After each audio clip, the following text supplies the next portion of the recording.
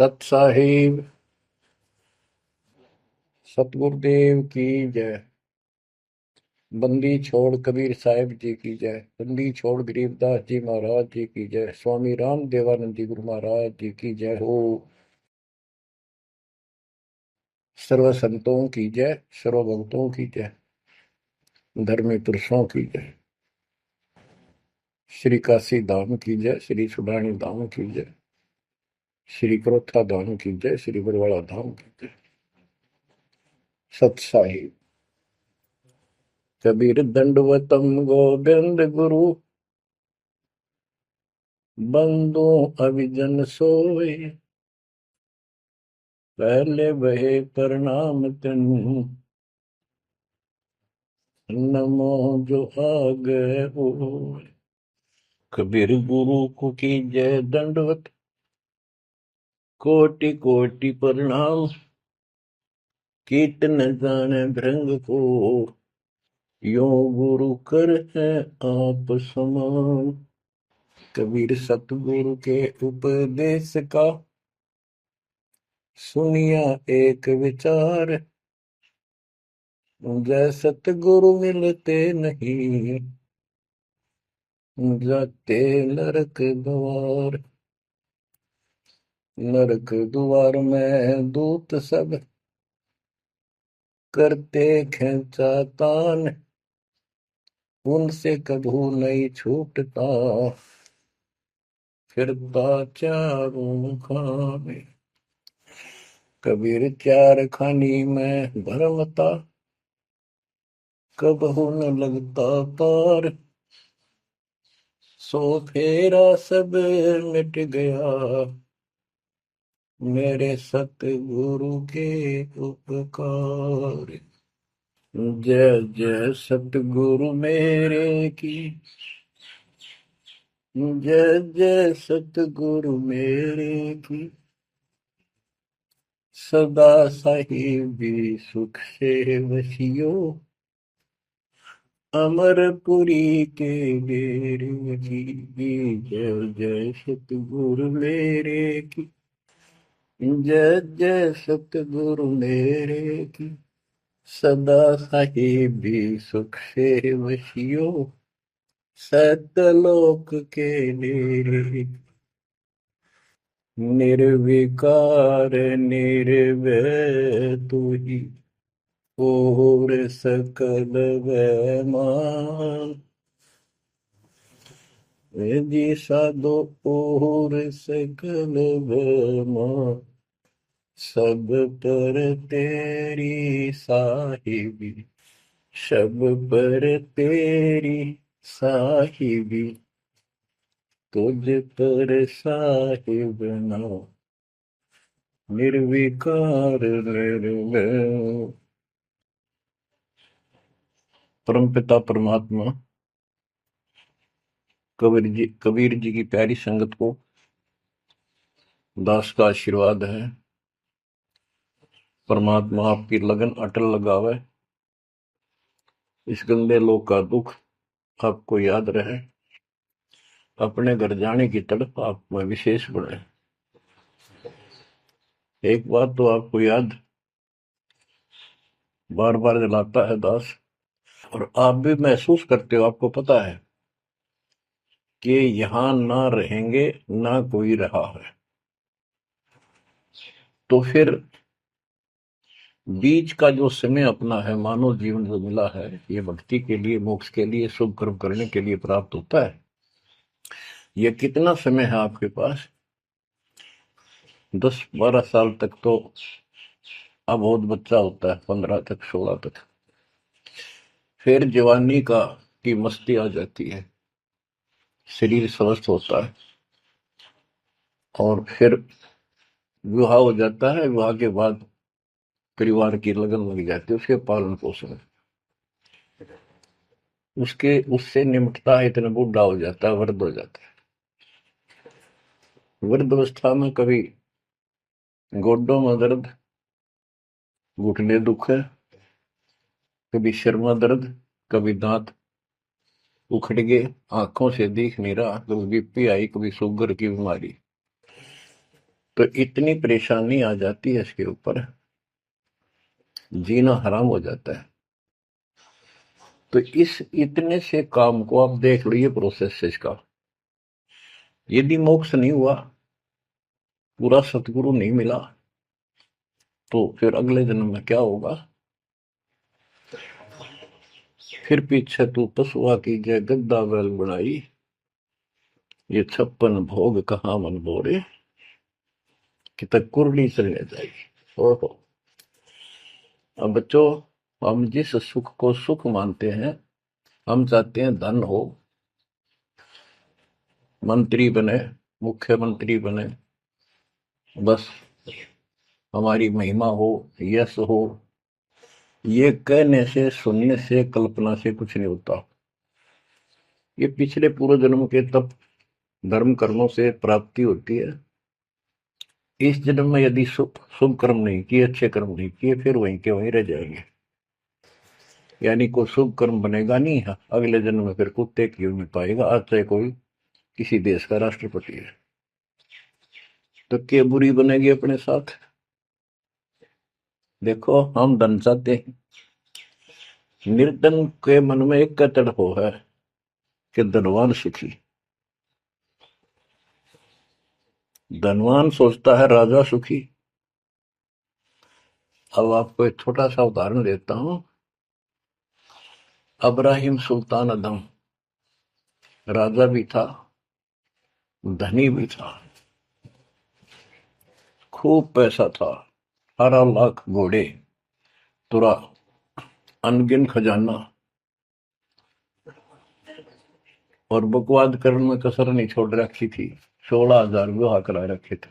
तो भक्त आत्माओं, परमात्मा ने उस अपनी प्यारी आत्मा को उस नरक से निकाला जिसको वो सुख मान रहा था। ओए ओए, ये विचार करो। ये है वो तत्व ज्ञान जो सार निकाल कर दे दे आपको। कोई तो कहता है मैं एमएलए बन जाऊं, आशीर्वाद दियो। हम उसको भगत ही नहीं मान रहे, उसको कहते तू जा राजनीति कर ले, फिर देख लिए जब तेरे ग्रेजुएटी हो लिया तब आ जाएगी। तो हमारा नियम हमारे भगवान का बताया है, जितने भी नियम आपको दिए। तो बच्चों, उस आपको खूब कथा सुना रखी है, सत्संग अनेकों सुना रखे हैं। अब्राहिम सुल्तान कौन था? ये सम्मन था जिसने अपना बेटा काट दिया था अपने गुरुदेव की इज्जत और आबरू के लिए, उनको भोजन कराने के लिए। परमात्मा कहते हैं नुक्ते ऊपर रिझ जाएगा रे, गरीबदास जी कहते हैं नुक्ते ऊपर रिझ जाएगा रे, कोटि कर्म जड़ जाए तुम्हारे। अब उसके मन में, क्योंकि ये सत्संग इसलिए सुनाए जाते हैं कि आपकी आत्मा यहाँ से कति हट जाए और केवल सतलोक में आस्था बढ़ जाए। उसकी सतलोक में आस्था बनी नहीं उस समय, और ये पश्चाताप करता रहा, हे भगवान मैं धनी होता, बेटा काटना नहीं पड़ता, हे भगवान मैं धनी होता। उस जन्म में भी मालिक ने उसको बहुत कुछ दे दिया था, लेकिन फिर भी उसकी वो इसी तड़प के कारण दे दिया, और वो ही उसका जान का झाड़ बन गया। वो पार नहीं हो पाया, और फिर अगले जन्म में एक नौशेरवा नाम का बादशाह बना। 70 गंज यानी 70 अरब संपत्ति थी। एक पैसा दान नहीं करे, परमात्मा ने वहां जाकर उसको झटका दिया, तो थोड़ा बहुत दान करवाया। वही आत्मा अगले जन्म में अब्राहिम सुल्तान अदम बना। अब जैसे कर्म कर रखा है वो फल तो भगवान देगा, लेकिन इसने के चाटे सुख न इस धन न इस राजपाट ने, अगले जन्म में कुत्ता बनेगा। परमात्मा को पता होता है, हम अनजान बालक होते हैं। इसलिए परमात्मा उस नरक से निकालने के लिए अब्राहिम सुल्तान अदम के साथ, उनके साथ कितना कष्ट उठाया जाता है। एक जीव को निकालने के लिए कितने प्रयत्न किया जाता है। और आप इसी तरह बच्चों, इसी प्रकार परमात्मा देखो आपके लिए कितनी व्यवस्था कर रहा है, कहां से अपनी महिमा सुनवा रहा है। कहाँ से आपको जगा रहा है, आपको प्रेरित कर रहा है बच्चों, ये लोग अच्छा नहीं, इसमें तुम आंख मीच कर मत बैठो। अब्राहिम सुल्तान अदम मस्ती में था। वो वो बड़े ठाठ बाट थे, धनी राजा था। एक 9 लखा बाग बनवा रखा था, उसमें सोया करता दिन में, कोई दिक्कत नहीं थी उसको, वो सुख मान रहा था। कबीर साहब कहते हैं, झूठे सुख को सुख है ये मान रहा मनमोद, ये सकल चबीना काल का, कुछ मुख में कुछ बोध। तो उस नरक से निकालना चाहा परमात्मा ने उसको, उनको पता था ये प्यारी आत्मा, ये 4 दिन का की बकवाद है, 10 दिन की, 5, 10, 20 साल की, उसके बाद असन जन्म कष्ट पाओगी। इसलिए उसको उस नरक से निकालना चाहे। और हम धन्य मांगे भगवान थे, तुम इतना मांगे आपको, कबीर साईं इतना दीजिए जा मैं कुटुंब समावे, हम भी भूखे ना रहे, अतिथि ना भूखा जावे। इसमें सब कुछ मांग लिया। जा मैं कुटुंब समावे, रिक्वायरमेंट ऑफ द फैमिली, परिवार की सब आवश्यकताएं। वर्तमान में आपने गाड़ी भी चाहिए, छोटा मोटा मकान भी सुथरा चाहिए, और वही रोटी, 2 रोटी अच्छी चाहिए, ये सब कुछ देगा आपको, क्योंकि ये धनी है, सेठ है, सारी सृष्टि का मालिक है। तुम उस जगत सेठ कबीर परमात्मा के बच्चे हो। यदि आप ठीक से चलोगे, माता पिता के अनुकूल चलोगे, तो क्या, जैसा भी कोई माँ बाप है अपने बच्चों को बहुत सुख देना चाहते हैं, आपसे दुखी रहेंगे, तो परमात्मा उस प्यारी आत्मा को निकालने के लिए सतलोक से चलकर आए। जैसे आपको वेदों में कितनी बार, अनेकों बार प्रमाण दिखाए, पढ़ पढ़ के सुनाए, वीडियो बना रखी है, पढ़ते देखते हुए देखा करो। वेद प्रमाण करते हैं कि परमात्मा ऊपर, सबसे ऊपर के लोक में बैठा है, विराजमान है, वहां से चलकर आता है, अच्छी आत्माओं को मिलता है, उनको सच्ची राह दिखाता है भक्ति की, अपने मुख से बोलकर वाणी बोलता है, उच्चारण करके वाणी बोलकर गूढ़ ज्ञान, तत्व ज्ञान, मूल ज्ञान बताता सुनाता है। और वो अमृतवाणी, और वो उस समय जब एक लीला करता है संत की, सतगुरु की, उसके बहुत सारे फॉलोअर हो जाते हैं, और उनमें वो नायक की तरह होता है, जैसे सेनापति सुशोभित होता है अपने सेना के ऊपर साथ, ऐसे वो उनका पूज्य होता है। और वो जो वाणी बोलता है, वो उनके फॉलोअर के लिए, उनके अनुयायियों को बहुत आनंददायी होती है, बड़ी प्यारी लगती है, क्योंकि वो भगवान की चर्चाओं से भरी होती है और उस मालिक के मुख से उच्चारित होती है। जहाँ गरीबदास जी ने यही बताया है, सुनत ज्ञान गलताना, पद पद समान, अमर लोक से सतगुरु आए, रूप धरा करवाना, ढूंढत ऊंट मैल पर डोले, बूझत साहबियाना, दूजा रूप दरिया का सिद्ध का, यात्री का, मुसाफिर का, महल सराय बखाना, ये तो महल हमारे हैं, तू पंथी फिर आयाना। तीजा रूप खवास का दायरा, फूलों से जग छाना, 3 कोरड़े तन पर खाए, मारत चोट हैवान, कहे खवास सुनो अब राहिम, कैसा खिलवत खाना, एक घड़ी से जा पर पोटे, तन का चाम उड़ाना, हेत हुसन सब दूर किया, दर्शा तकत बिराना, गैब खवास बहे तिहवारी, कंपन लगे पुराण। अमर लोक से सतगुरु आए, हाय हाय। सुनत ज्ञान गलताना, पद पदे समाना। अपने सतगुरु के मुख से सारा ज्ञान सुन के और वो परमात्मा के द्वारा गई बताई गई पद्धति पर गलतान हो गया, मस्त हो गया, लग गया। लेकिन उससे पहले अमर लोक से सतगुरु आए, रूप धरा का रोवाना। एक ऊँटों वाले व्यक्ति का रूप बनाकर जो ऊँट पाला करते हैं, राजा के महल की छत के ऊपर जिस पर वो सो रहा था, वहां ऊपर से आकर प्रकट हो गए सतलोक से, और हाथ में लठ ले रखा, उसकी छत छत पर मारे जोर जोर से। शोर हुआ। अब्राहिम सुल्तान नींद से उठा। उसने कहा, ये कौन बकवास कर रहा, पकड़ के लाओ। सिपाही गए, पकड़ लाए। पूछा, कौन है तू? परमात्मा बोले, मैं एक ऊँटों वाला हूँ।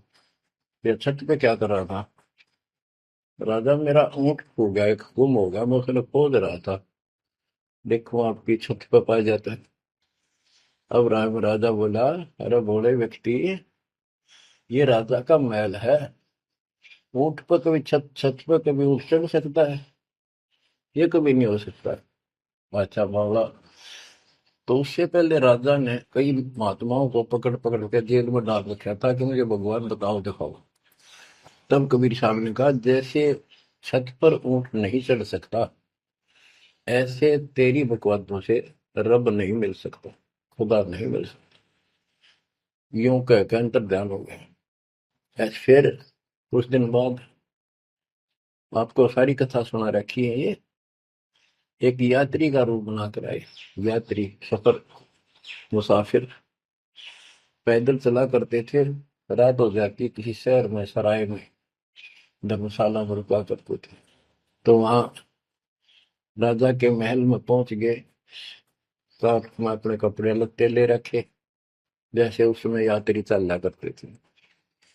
राजा बाहर बैठा था, सैनिक साहब थे।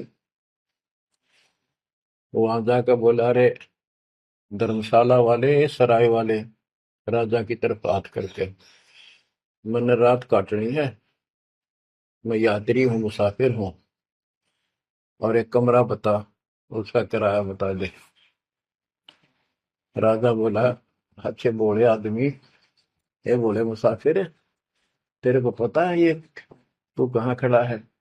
मैं कहा, नहीं जी, मैं राजा हूँ और ये मेरा महल है, ये सराय नहीं है। परमात्मा बोले, आपसे पहले कौन था इसमें, तेरे से पहले बता। कि मेरे दादे परदादे थे, वो कहाँ गए? वो अल्लाह खुदा को प्यारे। और बच्चों, कितने दिन रहेगा तो इसमें? इसलिए मैंने सराय बताई, आंख खोल ले। यूं कह के अंतर ध्यान हो गए, मूर्छित हो गया अब्राहिम। वो डर गया, यू कि रिश्ता, और उस दिन भी ऐसे हो गया था। उस दिन के बाद फिर अपने 9 लखे बाग में जैसे प्रतिदिन विश्राम किया करता था, वहां गया। परमात्मा ने उस दिन, देखो बच्चों, आपके लिए कितने भटक रहे, एक बंदी का रूप बनाया, स्त्री का, वैसी वेशभूषा बनाकर, और उसके बिस्तर लगाया। देखो, जो जन मेरी शरण है, ताका हूं मैं दास। बच्चों, देखो अपनी एक प्यारी आत्मा के लिए अपना, वो हम बच्चों, वो हमारा बाप है, और हम इस शैतान के लोक में आके शैतान हो गए, बिगड़ गए। बताओ कितना कष्ट उठाया अपनी प्यारी आत्मा के लिए। कबीर साहब कहते हैं, जो जन मेरी शरण है, ताका हूं मैं दास।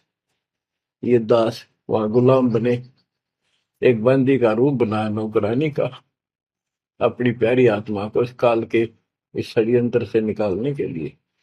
जिसको तुम राजपाट और सुख मानते हो, तुम्हारा दुश्मन है। आपको क्या कहते हैं? दूजा रूप धरा का सिद्ध का, महल सराय बखाना। ये तो वो बोला कि परमात्मा ने, गिरिदास जी बताते, कबीर साहब ने दूसरा रूप एक मुसाफिर यात्री का बनाया, और इस महल को सराय बताया। और वो क्या बोला, ये तो महल हमारे हैं, तू पंथी फिर अयाना। ये हमारे महल है, तू अनजान पंथ यात्री घूम रहा है, कहाँ गया। तीजा रूप फवास का धारा, फूलों से जब छाना। तीन कोरडे तन पर खाए, मारत चोट हैवान। वो शैतान अपने परमात्मा के बंदी समझ के उसने ये सोचा कि ये बंदी मेरी सेज पे कैसे लौट गई। परमात्मा ने उसका बिस्तर लगा, पाप लौट गए। बंदियों की वेशभूषा नौकरानियों की अलग होती थी, रानियों की अलग। उसने क्रोध में आके कोरडा उठाया। एक घोड़ा इतना भयंकर दर्द करता है, घोड़े को भी पसीने आ जाती थी। वो घोड़ों के लिए होता था, और उधर से दंड देने के लिए भी वही रखा जाता था। पटापट पटापट तीन कोरडे मारे, गुस्से में अपने मालिक के पास गए। तीन कोरडे तन पर खाए, मारत चोट हवान। कह खवास सुनो अबराहिम, कैसा खिलवत खाना। एक घड़ी सिजा पर पोडे, तन का चाव उड़ाना।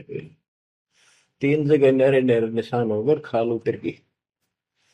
और हंसे भगवान, खूब हंसे। राजा के पसीने आ गए कि ये कोरडा लगे पक्षर और दस जा। उसका हाथ पकड़ा। वो परमात्मा हंस रहे थे, पेट पकड़ के, जैसे आप खूब जोरता है सागर। उससे बात पूछने के लिए हाथ पकड़ा। तीनों बता, हंस कैसे रही है। कि मैं इसलिए हंस रही हूँ कि मैं तो इस तेरी गंदी सेज पर एक घड़ी सोई थी, मेरे तीन कोरडे लागे, मेरी खाल उतर गई, और बच्चों तेरा के हो गया, कोई दिन रात सोए। और जो सोवत जो सो रहा था, उनका के हाल बुझाता। इतना कहते अंतर ध्यान हो गया। अब बच्चों, आपको पता है पूरी कथा। फिर जंगल में घूमने गया, शिकार करने गया, वहां तीन कुत्ते लिए, बहुत से खाड़े करके उस नरक से निकाला अपनी प्यारी आत्मा को। ओए होए। फिर कहते हैं उसने, जब ज्ञान समझ में आ गया कि तो कति नरक दिखने लग गया वो राजपाट। गैब खवा से बहे ही वारी, कंपन लगे पराना। उतरी तेरी ले फकीरी, पैरा तो साखाना। मुलमुल खासा दूर बगाया, ताखी पैर अमान। कहते हो सुंदर कपड़े, राजशाही कपड़े उतार के, और अपना सामान में एक कंबल लपेट लिया। 16 सहेली छोड़ी, 18 लाख तुराना। सतगुर शब्द ले फकीरी, अब्राहिम सुल्तान। 16,000 औरतें, एक से एक सुंदर, 18 लाख घोड़े। और सतगुरु के शब्द से, उनकी विचार सुनकर राज त्याग कर फकीरी संन्यास लिया, इस घर से निकल गया। कितना धन था वो बताया, थोड़ा सा वर्णन है। हीरे मोती मुक्ता छोड़े, अरबों दरब खजाना। 70 खान 72 उम्रे, तजे अमीर दीवाना। मेवा मान बड़ाई छड़ी, अमृत भोजन खाना।